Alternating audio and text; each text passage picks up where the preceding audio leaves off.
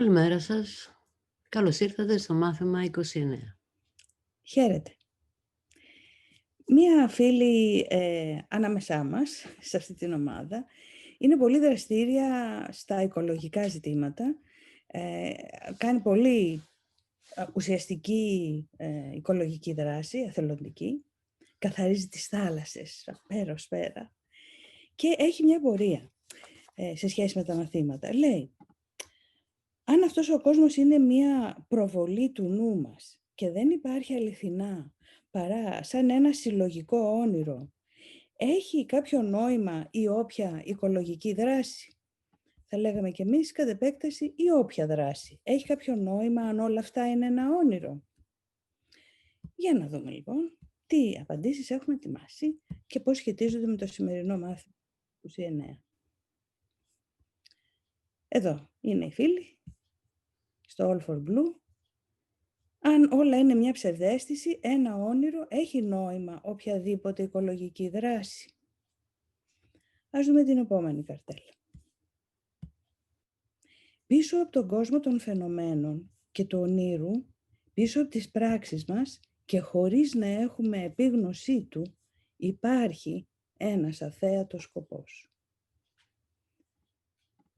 Αυτή είναι η εισαγωγή για το σημερινό μάθημα που θα δείτε τι εξωφρενικά πράγματα μας λέει. Είναι ένα από τα μαθήματα που συνήθως οι μαθητές έχουν μια δυσκολία να το καταλάβουν, γιατί μοιάζει να είναι αντιφατικό. Βλάσφημο ή ακατανόητο. Να δούμε λοιπόν το μάθημα κατευθείαν. Ναι. Μας λέει λοιπόν ότι ο Θεός υπάρχει σε οτιδήποτε βλέπω. Πριν συνεχίσουμε όμως στο κείμενο, θυμηθείτε ότι ό,τι βλέπω είναι μία σκέψη που έχει προβληθεί από το νου μου προς τα έξω. Αυτό είναι σημαντικό. Όταν λοιπόν λέει κατευθείαν ότι ο Θεός είναι σε οτιδήποτε βλέπω, προφανώς θα πρέπει να υπάρχει μέσα μου και να έχει προβληθεί έξω. Ας προχωρήσουμε λοιπόν για να πούμε τα περισσότερα μετά. Άρα είναι μια εικόνα που έχω προβάλει από το νου μου. Μας λένε ήδη τα πρώτα μαθήματα και πάνω σε αυτό είναι και το ερώτημα. Η σημερινή ιδέα λοιπόν εξηγεί γιατί μπορείς να δεις όλο το σκοπό στο κάθε τι. Εξηγεί γιατί τίποτα δεν είναι διαχωρισμένο από μόνο του ή μέσα στον εαυτόν του. Και εξηγεί γιατί οτιδήποτε βλέπεις δεν σημαίνει τίποτα. Στην πραγματικότητα εξηγεί κάθε ιδέα που έχουμε χρησιμοποιήσει μέχρι τώρα και επίσης όλες αυτές που ακολουθούν. Η σημερινή ιδέα είναι όλο το θεμέλιο της όρασης. Και τι μας λέει η σημερινή ιδέα? Ο Θεός υπάρχει σε οτιδήποτε βλέπω. Ο Θεός υπάρχει σε οτιδήποτε βλέπω. Είναι αλήθεια αυτό? Πόσο μπορεί να επεκταθεί? Μέχρι πόσο μακριά μπορούμε να το πάμε? Ας δούμε σε σχέση με το ερώτημα και την οικολογική δράση που είναι να καθαριστούν οι παραλίες και οι θάλασσες από τα σκουπίδια. Αν η ιδέα ισχύει που λέει ο Θεός υπάρχει σε οτιδήποτε βλέπω, το εύλογο ερώτημα που προκύπτει λοιπόν είναι αν ο Θεός είναι σε οτιδήποτε βλέπω, στα σκουπίδια, στη θάλασσα, μπορεί να υπάρχει ο Θεός στα σκουπίδια που ανασύρθηκαν από τη θάλασσα? Σκεφτείτε το για μια στιγμή. Μπορεί να υπάρχει ο Θεός στα σκουπίδια που ανασύρθηκαν από τη θάλασσα? Ας δούμε τη συνέχεια της άσκησης. Πιθανώς να βρεις αυτή την ιδέα πολύ δυσνόητη. Μπορεί να τη βρεις και ανόητη. Ασεβή, παράλογη, αστεία, ακόμα και απαράδεκτη. Σίγουρα ο Θεός δεν βρίσκεται σε ένα τραπέζι, για παράδειγμα, όπως το βλέπεις. Όπως το λέγαμε στην προηγούμενη άσκηση, στην 28. Δηλαδή, δεν είναι περσέ στο τραπέζι. Δεν είναι σε αυτό καθεαυτό το τραπέζι, στο υλικό του τραπεζιού. Δεν μπορούμε να πούμε ότι ο Θεός είναι στην ύλη. Σε καμία περίπτωση. Θα ήταν αντίθετο από αυτό που διδάσκουν τα θαύματα. Για να δούμε λοιπόν τι εννοεί. Στο προηγούμενο μάθημα όμως τονίσαμε ιδιαίτερα ότι ένα τραπέζι μοιράζεται το σκοπό του σύμπαντος. Και εφόσον μοιράζεται το σκοπό του σύμπαντος, μοιράζεται το σκοπό του δημιουργού του. Ποιος είναι ο δημιουργός του σύμπαντος? Ερώτημα. Προσπάθησε λοιπόν σήμερα να αρχίσεις να μαθαίνεις πώς να κοιτάζεις όλα τα πράγματα με αγάπη, εκτίμηση και ανοιχτό νου. Είναι σαν να μας λέει αυτά που εμείς έχουμε κατασκευάσει να τα βλέπουμε έτσι, αυτά που προβάλλουμε να τα βλέπουμε έτσι. Δεν τα βλέπεις τώρα όμως με αυτόν τον τρόπο. Θα ήθελες να γνωρίζεις τι υπάρχει μέσα τους? Τίποτα δεν είναι όπως σου φαίνεται. Ο Άγιος σκοπός τους βρίσκεται πέρα από τη μικρή σου εμβέλεια. Όταν η όρασή σου δείξει την αγιοσύνη που φωτίζει τον κόσμο και η οποία είναι μέσα στο νου σου, θα προσέθετα, θα καταλάβεις τέλεια τη σημερινή ιδέα και δεν θα καταλαβαίνεις πώς ήταν ποτέ δυνατόν να την έχεις βρει δύσκολη. Δηλαδή, σε σχέση με το ερώτημα, αν ο Θεός βρίσκεται στα σκουπίδια ή βρίσκεται μάλλον, αν ο Θεός βρίσκεται στα σκουπίδια, προηγείται το ερώτημα, έχει νόημα η οικολογική δράση ή όποια δράση, εάν όλα είναι μια προβολή του νου.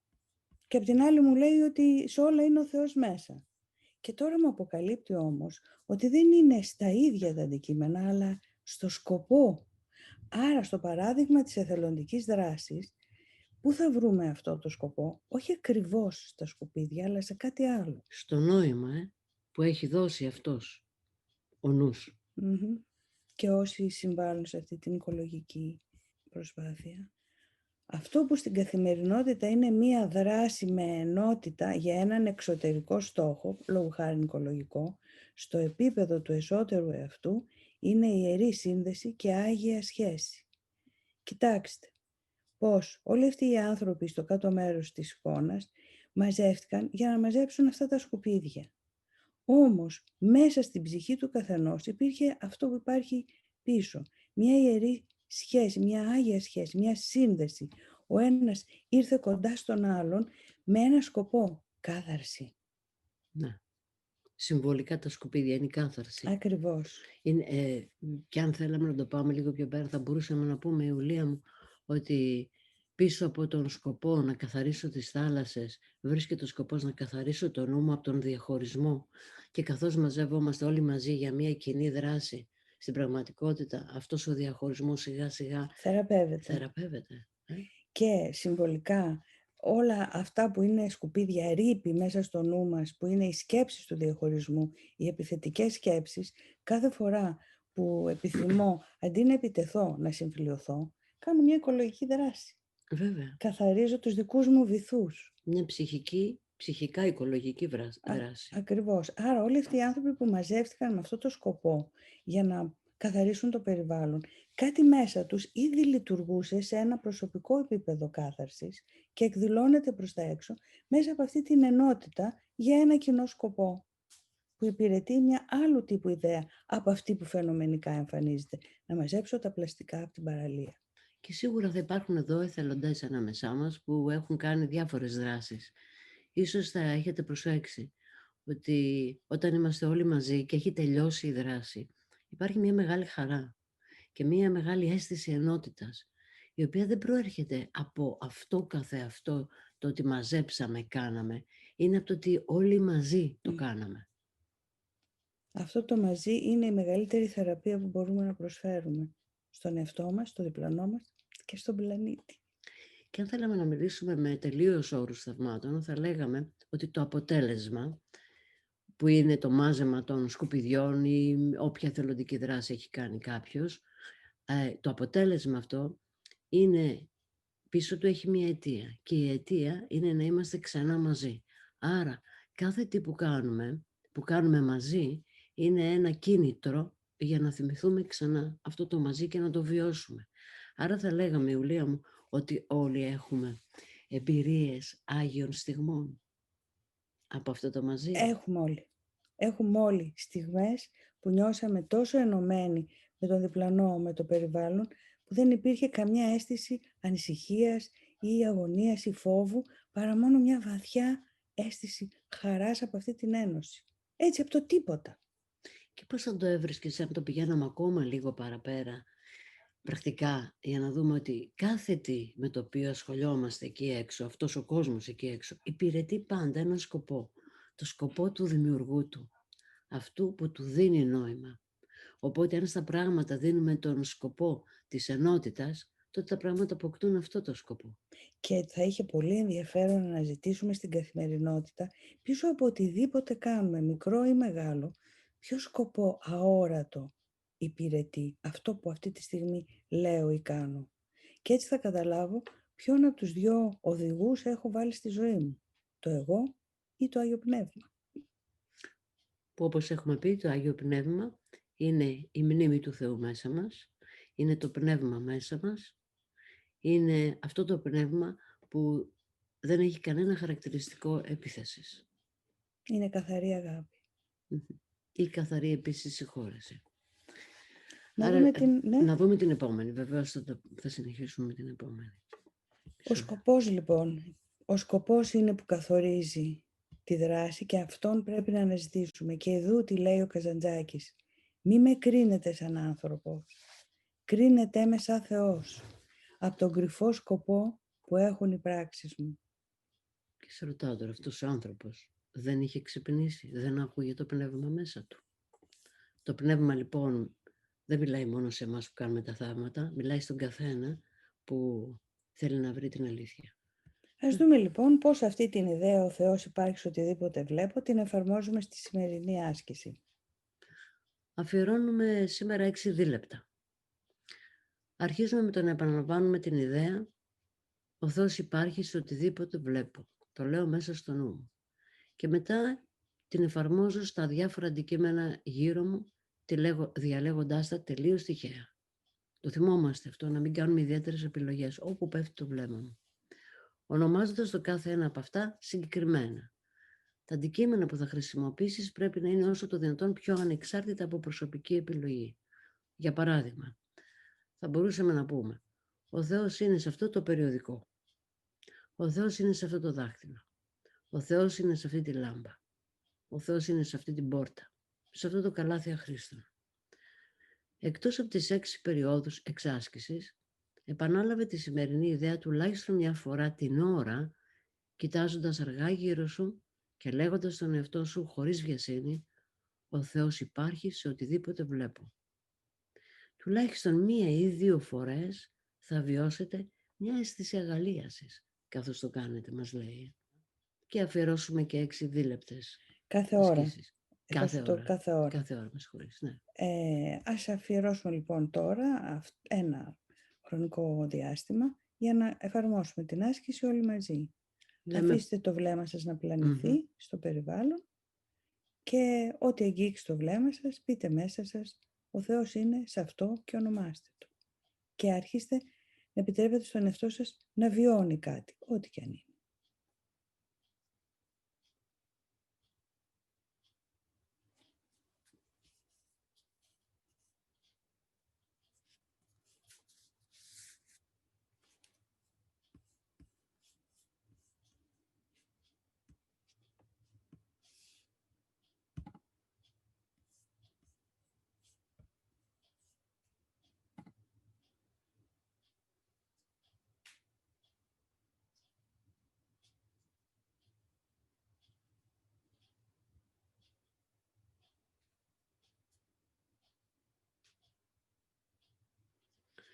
Και τώρα μου θυμάμαι μία άσκηση που λέει «Ο νους μου είναι πολύ άγιος».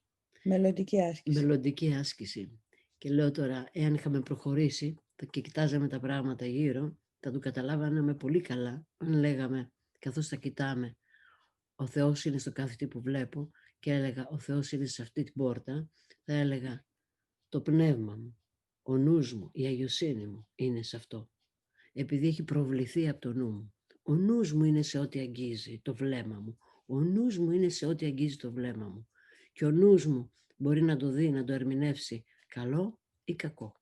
Γι' αυτό μας λέει κοίταξε τα πάντα στην αρχή της άσκησης με αγάπη, εκτίμηση και σεβασμό. Γιατί στην πραγματικότητα κοιτάμε την ερμηνεία μας που είναι στην πραγματικότητα η δημιουργία του νου μας. Ο νους μας κατασκευάζει σκέψεις. Και αυτή είναι η λεγόμενη δημιουργία με μικρό δέλτα. Άρα, η απάντηση στην Κατερίνα το Πουζογλου που είναι στο All for Blue, που κάνει όλη αυτή τη δράση, την οικολογική που είναι εδώ στην ομάδα μας αυτή τη στιγμή, είναι ότι ο Θεός είναι σε ό,τι βλέπω, γιατί βρίσκεται μέσα στο σκοπό που με κινεί για να πάω προς αυτή την κατεύθυνση. Μέσα στο σκοπό που δίνει νόημα στα πράγματα που κάνω. Και όταν μαζευόμαστε πολύ νόες σε αυτή την κοινή δράση, σε αυτό το κοινό σκοπό, αυτός ο σκοπός μας απογειώνει, γιατί μας φέρνει πάλι μαζί. Ναι. Να πούμε πάνω στο διαλογισμό λοιπόν, επειδή έχουμε ερωτήσεις από φίλους ανάμεσά μας που περνάνε δύσκολα, όπως είναι οι πλημμυροπαθείς, όπως είναι οι άνθρωποι οι οποίοι ζουν μες στην ανεργία. Έχουν κάνει πολύ συγκεκριμένες ερωτήσεις και μία από τις ερωτήσεις τους είναι αν μπορεί να χρησιμοποιηθεί αυτός ο διαλογισμός. Βεβαίως και μπορεί να χρησιμοποιηθεί, αλλά κοιτάξτε πώς. Θα κάνουμε μία προσέγγιση τώρα. Ας πούμε ότι έχει καταστραφεί λοιπόν το σπίτι κάποιου από μία φυσική καταστροφή, έτσι που νιώθει ανασφάλεια και ότι δεν προστατεύεται και μπορεί να μπει κάποιος κλέφτης μέσα. Και υπάρχει αυτός ο φόβος. Ο φόβος ότι είμαι ανεπαρκής και αδύναμη, πρέπει να το δούμε σε αυτό το επίπεδο. Ο φόβος ότι είμαι ανεπαρκής και αδύναμη, επίσης το σπίτι μου είναι ανεπαρκές και αδύναμο, αφού το προβάλλω προς τα έξω αυτό. Και υπάρχει και κάποιος πιο δυνατός από μένα, μέρος του εαυτού μου, ο οποίος θα έρθει και θα με βλάψει. Ο διαλογισμός αυτός μπορεί να χρησιμοποιηθεί ακριβώς με τα λόγια που λέει μέσα. Δηλαδή, αν φυλακίζω το νου μου με το να σε σκέφτομαι σένα έτσι, δηλαδή αυτή τη σκιά του κλέφτη που θα μπει, του ονομαζόμενου κλέφτη, του συνανθρώπου που έχει τώρα την ταμπέλα κλέφτης, αν μείνω μαζί σου θα είμαι φυλακισμένη, αν σε φυλακίσω σε αυτή την ιδιότητα, σε αυτό το νόημα και σε αυτό το σκοπό, μπορώ όμως να σε απελευθερώσω. Και έτσι μαζί να απελευθερωθούμε και σε προσφέρω στο Άγιο Πνεύμα. Δεν είναι λοιπόν ο φόβος σκέτο σαν φόβος που πάω να δώσω στο Άγιο Πνεύμα, γιατί αυτόν τον κατασκευάζω με οδηγό του εγώ συνεχώς. Όμως απευθύνομαι κατευθείαν στο άλλο μέρος του εαυτού μου, το οποίο το χαρακτηρίζω κλέφτη και του λέω σε απελευθερώνω, έτσι που απελευθερώνομαι κι εγώ μαζί σου. Οπότε μπορείτε να κάνετε αυτόν τον διαλογισμό εσείς που το έχετε ανάγκη με αυτό το πνεύμα.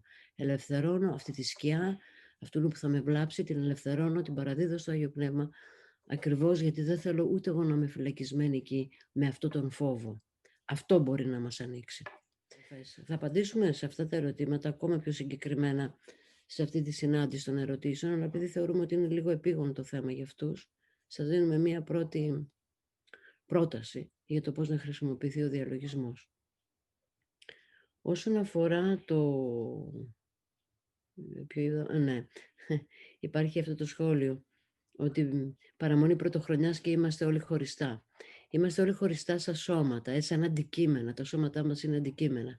Όμως, αν ο Θεός είναι στο νου μου και αν ο Θεός είναι στο κάθε τι που βλέπω επειδή είναι στο νου μου, τότε αυτά τα σώματα που είναι χωριστά δεν εμποδίζουν καθόλου το νου να είναι ενωμένος με όλους τους νόες οι οποίοι χρησιμοποιούν αυτά τα σώματα, αυτά τα αντικείμενα με άλλο σκοπό πια, για επικοινωνία.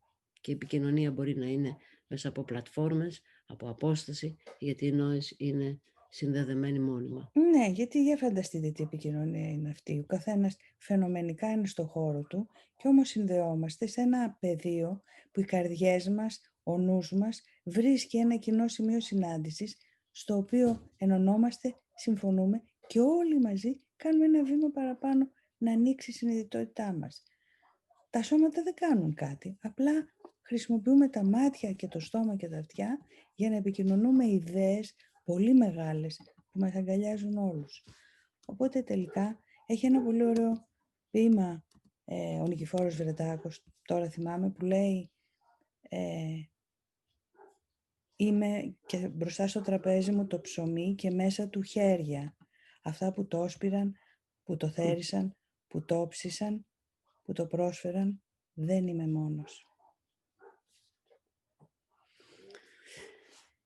Ζητάει κάποιος να δούμε ποια είναι αυτή η υπέροχη άρια. Φορτίν Βοκαλίζ λέγεται το έργο και Βοκαλίζ εν πάση περιπτώσει. Για το διαλογισμό. Για το διαλογισμό. Και τραγουδάει η Σίλβια Μακνέρ.